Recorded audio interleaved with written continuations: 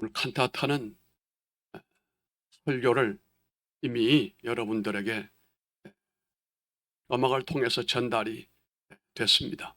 완벽하게 성탄의 메시지가 여러분들에게 전달이 된 줄 알고 제가 오늘 간단하게 예수님의 이름이 주는 기쁨이다 라고 하는 제목으로 또다시 은혜를 나누고자 합니다. 한 집안에 어린아이가 탄생을 하게 되면 많은 변화들이 일어나겠지만 모든 가정은 그 아이로 인하여 기뻐하고 즐거워하면서 이 아이가 앞으로 어떻게 자라며 어떤 역할을 할 것인가 여기에 대한 궁금함이 있게 될 것입니다. 그래서 부모님들은 새로 태어난 아이에게 어떤 이름을 붙여줄까? 그 아이에게 맞는 최고의 이름을 찾아서 본인이 또 찾기가 힘들고 어려우면 어른에게 부모님에게 또 여쭤보기도 하고 또 심지어는 목회자에게도 이름을 요청을 합니다. 이 아이에게 가장 아름답고도 복된 이름을 붙여주시면 좋겠다라고 하는 기대감에서 나오는 요청이겠지요. 아마 여러분들도 다 그런 형태를 통해서 그런 경로를 통해서 여러분이 이름을 갖고 계실 줄로 믿습니다. 그런데 그 아이가 태어났을 때 그 아이에게 붙여주는 그 이름은 그 아이에게는 최고의 이름이라는 겁니다. 그 이름이라고 하는 그 속에는 이 아이가 앞으로 장차 자라서 어떤 사람이 될 것이다 라고 하는 기대감도 그 이름의 의미 속에 담겨져 있을 뿐만 아니라 좀 더 우리가 나가서 신앙적으로 보면 하나님께서 이 이름 위에 기름을 부으시고 복을 주시는 이런 의미가 강하다라고 하는 것입니다. 그래서 어떤 사람은 그 이름에 걸맞지 않는 삶을 살 때에 그 이름을 바꾸기도 합니다. 우리가 잘 아는 것처럼 아브라함은 본래 이름이 아브라함이 아니었죠. 아브람이었죠. 아브라함을 하나님께서 이름을 바꾸라고 하십니다. 아브라함으로. 아브라함이다라고 하는 것은 모든 만민의 압이다. 너는 이 동네에서 그저 아버지의 아들로 태어났고 또 네가 아들을 낳아서 아버지가 되고 이런 게 아니라 전 세계 모든 믿는 사람들의 아버지, 대표가 된다. 이게 이제 아브라함으로 고쳐주신 것입니다. 우리가 잘 아는 것처럼 또 이름을 바꾼 사람이 있지요. 그 이름이 본래 어찌 보면은 좋지를 못했어요. 그래서 그 이름이 늘 주변 사람들에게도 왜 저런 이름을 붙였을까? 라고 생각을 했을 거예요. 간사한 자, 약탈자, 이런 이름 말이에요. 뜻이 뭐죠? 야곱이에요. 하나님께서 나중에 야곱을 야복강에서 이름을 바꾸게 하십니다. 이스라엘로 하라. 하나님과 겨루어 싸워 이겼습니다. 이스라엘로 그 다음부터 바꿨습니다. 신약에 와서도 사울이라고 하는 청년이 있었는데 똑똑했습니다.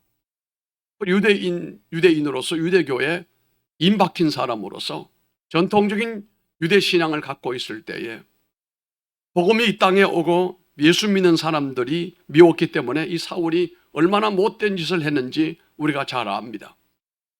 그런데 하나님께서 그 이름을 바꾸게 하십니다. 바울로 바꿨습니다. 영어로 폴이죠. 바울로 바꿨습니다. 그 이름이 갖고 있는 목적과 의미가 달라져야 되기 때문에 이름을 바꿨습니다. 혹시 여러분들 가운데도 내 이름이 영 마음에 맞지 않고 내 신앙에 걸림돌이 된다고 한다면 그 이름을 바꿔야 돼요. 신앙적인 이름으로 바꿔야 된다. 그런데 이름을 바꾸는 것도 어찌 보면 때가 있습니다. 할아버지가 됐는데 이름을 바꾸면 그 주책이라고 그래. 그때 그냥 살아야 돼요. 젊었을 때는 어떤 선수는 야구 선수였는데 도무지 야구가 잘 안 돼요. 어떤 사람에게 물어봤더니 이름을 바꾸라고 그러더래요. 이름을 바꿨더니 또 야구가 잘 되더라 이거예요. 그 이름 바꾼 야구 선수들도 몇 사람이 있습니다.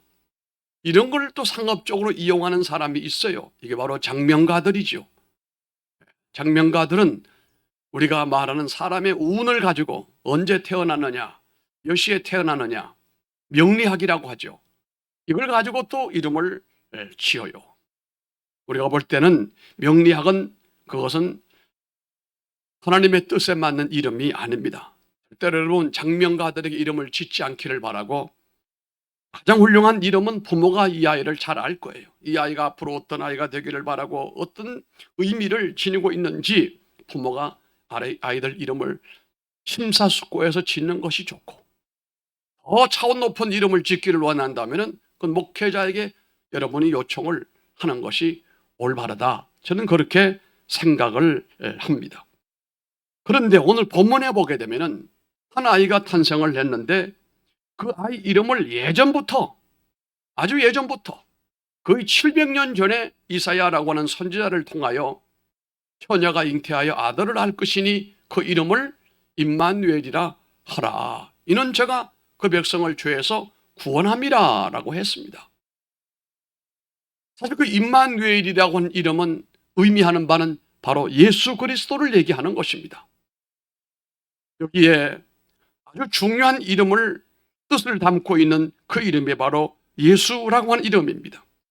그 이름의 뜻대로 이 땅에 오실 때에 사람의 몸을 입고 이 땅에 성육신하셨어요. 인간을 구원하시고 우리와 함께 하시겠다, 임마누엘 하시겠다라고 하는 의지와 목적의 그 내용들이 이름 안에 고스란히 담겨져 있습니다.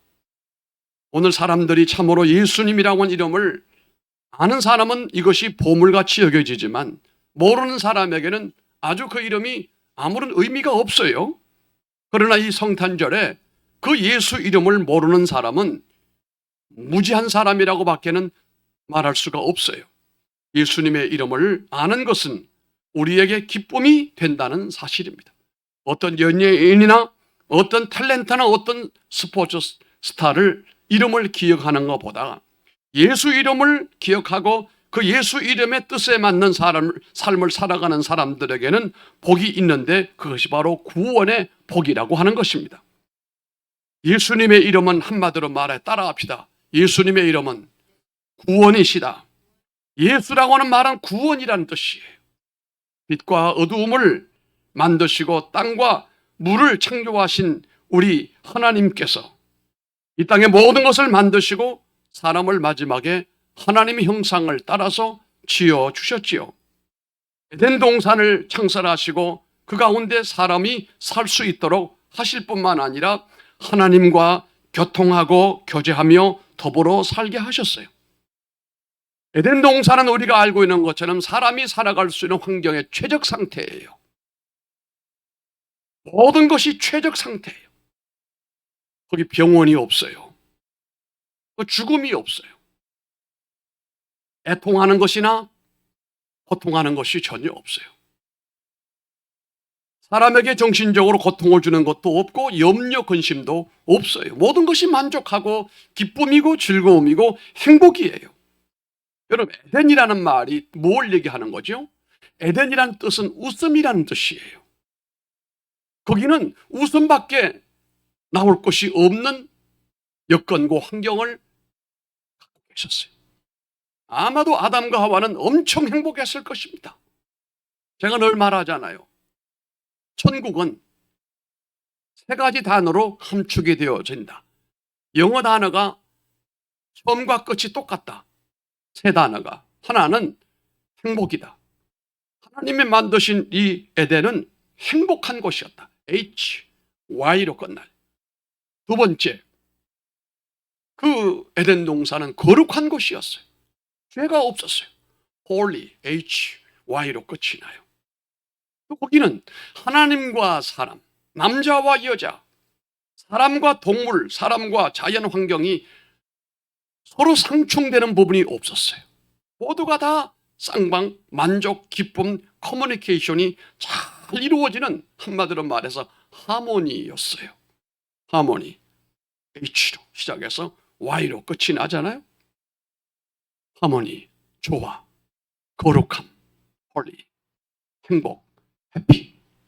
이것이 에덴 동산을 의미하는 상징적인 세 가지 내용이다. 이걸 총합하여 한마디로 말하면 웃습니다, 이거예요. 이 에덴 동산에는 기쁨과 사랑과 웃음과 희망이 가득 차 있는 그런 곳이었는데요. 하나님은 그렇게 우리가 영원히 살기를 하셨어요. 그렇게 원하셨어요. 그런데 하나님의 목적과 달리 이변이 일어났습니다. 우리가 잘 아는 것처럼 이 에덴 동산에서 인간이 그런 복락을 누리며 살 수 없게 됐어요. 거기서 아주 추방당해버리고 말았어요. 기쁨과 소망과 즐거움과 웃음을 완전히 잃어버리고 말았어요. 바로 그것이 인간이 하나님의 말씀에 불순종하고 하나님이 먹지 말라고 했던 선악과를 따먹음으로 인하여 인간이 그렇게 불행하게 되어버리고 말았습니다. 하나님이 그 사람에게 명하여 이르시되 동산 각종 나무의 열매는 내가 의무의로 먹되 선악을 알게 하는 나무의 열매는 먹지 말라. 내가 먹는 날에는 반드시 죽으리라 하시니라. 이게 창세기 2장 16절로 17절의 말씀이었는데, 그러나 아담과 하와가 저지른 이 단 한 번의 불순종이 모든 사람을 하나님으로부터 멀어지게 만들고 이 웃음이라고 하는 곳에서부터 울음이라고 하는 장소로 옮겨지게 만들어버리고 말았어요. 고린도전서 15장 21절로 22절에 보면은 사망이 한 사람으로 말미암음으로 죽은 자의 부활도 한 사람으로 말미암는도다. 아담 안에서 모든 사람이 죽은 것 같이 그리스도 안에서 모든 사람이 삶을 얻으리라. 할렐루야. 그러므로 아담은 우리를 죄인으로 만들어버린 대표자요, 오늘 탄생하신 예수님은 성령으로 잉태되어 처녀의 몸으로 탄생하신 예수님은 우리 인간에게 잃어버렸던 웃음과 행복과 거룩함을 다시 되돌려 놓기 위해서 이 땅에 우리를 구원하기 위하여 구원의 대표자이신 예수님이 우리 모든 죄인들의 죄를 한 몸에 짊어지고 십자가 위에서 죽으심으로 인하여 죄값을 다 갚아버리고, 따라하시기 바랍니다. 내 모든 죄를 다 갚으셨다. 장로님, 다 갚았다 뜻이 뭐라고 그랬어요? 헬라어로 테텔레스타이라고 그래요. 테텔레스타이, 다 갚았다. 내가 빚을 졌는데 다 갚았다. 사인해라. 여기다가 쫙 해버렸다. 빚 없다. 오늘부터 해결됐다. 끝났다. 이건 아담이 저질러 놓은 이 불행을 예수님께서 이 땅에 오시고 십자가에 죽으심으로 마지막 하신 말씀이 뭡니까? 다 이루었다고 하셨어요. 뭘 다 이루었다는 겁니까? 아담이 저질러 놓은 모든 그 원죄를 예수님께서 십자가에 죽으심으로 다 갚았다. 그러므로 예수님을 믿는 우리 모든 사람은 이제 죄 아래서 웃음을 잃어버리고 저주의 삶을 살아가지 아니하고 기쁨 가득하고 행복이 넘치고 하모니한 삶을 살 수 있도록 우리를 은혜로 인도하여 주시게 된 것입니다. 사람들은 죄의 영향력 아래 살면서 죄 영향권 밑에서 오늘날 같은 이런 모든 세상을 만들어버리고 말았습니다. 여러분, 겉으로 볼 때는 세상은 너무도 아름다워요. 대단히 발전됐습니다. 그런데 그 속에 죄 없는 게 없어요. 죄 없는 것이 없다고 한다면 그것은 영원하지 못합니다. 소돔과 고모라가 멸망했던 것처럼 죄가 있는 것은 그 죄를 제거하지 아니하면 언젠가는 망하게 되고 무너지게 되고 죽게 되어 있습니다. 이렇게 현대인들이 만들어 놓은 바벨탑 안에서 사람들은 뭘 하고 살아갑니까? 싸우고 전쟁하고 다투고 증오하고 시기하고 질투하면서 멸망의 길로 자꾸 가는 거 아니겠습니까?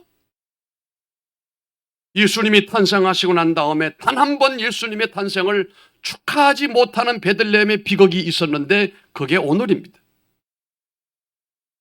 예수님 탄생 이후에 한 번도 그치지 않았던 베들레헴의 그 마국간에 지금으로 가면은 반지하 정도가 됩니다. 요만한 정도가 됩니다. 이보다 좀 작아요. 여기에 말구유가 있는 자리에 별로 동판으로 별을 만들어 놓고 그 앞에 예수님이, 어린 예수님이 마구간 구유에 누워 있는 그런 형상이 있는데 거기서 전 세계로 그 예배를 실황 중계하면서 해마다 예수님의 탄생을 알렸는데, 원래는 가자 지구에 전쟁으로 인하여 행사가 취소되고 말았어요. 베들레헴이 지금 슬픔에 쌓여 있게 되어 있다는 겁니다. 왜 그럴까요? 여러분, 이 세상은 아무리 아름답게 성장하고 발전하고 화려해도 결국은 죄 때문에 망하게 되어 있어요. 망하게 되어 있습니다. 망하지 않는 것이 있다고 한다면 바로 그 예수 그리스도를 영접한 사람들에게는 영생이라고 하는 선물을 하나님이 주시는 것입니다. 에덴 동산에서 잃어버렸던 모든 주의 은혜와 축복을 하나님이 회복시키시는 것입니다. 구원받은 여러분들이 구원받고 난 다음에도 삶이 여전히 죄 가운데 매여 있는 사람들처럼 살아가면 그 구원은 완성된 것이 아닙니다. 예수 믿고 난 다음에 우리의 삶에 하나님의 구원의 은혜가 임했다고 한다면, 여러분 잘 보십시오. 에덴 동산에서 쫓겨난 이 아담과 하와는 부끄러움을 감추기 위해서 뭘 가지고 가렸다고 했습니까? 무슨 나무 잎이라고 그랬습니까? 무화과 나무 맞아요? 맞냐고요? 무화과 나무 맞아요? 서 집사님, 무화과 나무 맞습니까? 이거 지금 전 세계로 방송돼요. 잘해요. 정범철 집사님, 뭔 나무가 잎사귀요? 무화과 나무 아니요. 뭔 나무예요 그러면? 우리 지휘했던 남보라 집사님, 뭔 나무예요? 이렇게 질러버리면 아니라고 하기도 그렇고 기다고 하기도 그렇고, 어쨌든 공통적인 것은 나무 잎사귀요. 나무 잎사귀는 해가 뜨면 이게 다 말려 올라가게 돼요. 그럼에도 인간이 그 수치로움을 가리기 위해서 애를 쓸 때 우리 하나님이 어떻게 하셨습니까? 그거 벗기고 짐승을 잡아서, 아마도 양 같겠지요. 양가죽이 입기가 좋으니까 그 껍데기, 다시 말하면은 양의 껍질을 가지고 치마를 만들어 입혀주신 겁니다. 이것은 짐승의 희생이 있었기 때문에 양가죽이 생긴 거 아니겠어요? 양이라면 짐승의 피 흘려서 가죽을 얻은 거, 우리에게 입혀주신 거예요. 부끄러움을 가려준 거예요. 예수님께서 피 흘려주심으로 인하여 그 죄가 우리들의 부끄러움과 수치를, 저주를 가려주신 거예요. 아멘 좀 해요. 성탄절 교회 안 오는 사람도 문제가 있지만 아멘 안 하는 것도 문제가 있어요. 우리의 죄와 저주를 우리 주님의 피로 말미암아 씻어주시고 가려주셨다는 사실이에요. 친히 희생제물이 되심으로 인하여 우리를 죄로부터 구원하심으로 잃어버렸던 에덴의 기쁨과 또한 행복을 되찾게 만들어 주신 날이 바로 오늘이기 때문에 우리가 예수님을 이렇게 환영하고 축하 예배드리는 것입니다. 21절의 말씀을 보면 아들을 낳으리니 이름을 예수라 하라. 이는 그가 자기 백성을 그들의 죄에서 구원할 자이심이라 하니라. 아멘. 이 정확히 예수님의 이름이에요. 다 같이 우리 21절을 읽어보겠습니다. 다 같이 21절을 크게 읽어보겠습니다. 시작. 크게 하세요.